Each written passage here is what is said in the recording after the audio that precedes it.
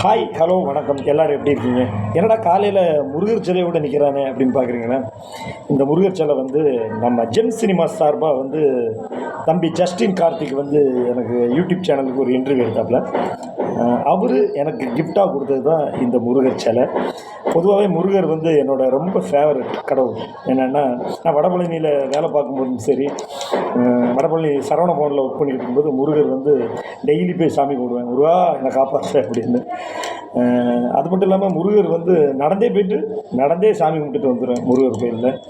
அப்படிப்பட்ட என்னோடய ஃபேவரட் முருகர். அது வடபழனி ஆகட்டும், சிறுவாபுரி ஆகட்டும், திருப்பூர் முருகன் கோயில் ஆகட்டும், பழனி முருகன் ஆகட்டும், நாகர்கோயிலில் குமார கோயில் முருகர் ஆகட்டும், திருச்செந்தூர் முருகர் ஆகட்டும், எல்லா முருகர் கோயிலையும் நான் போயிட்டு வந்திருக்கேன்.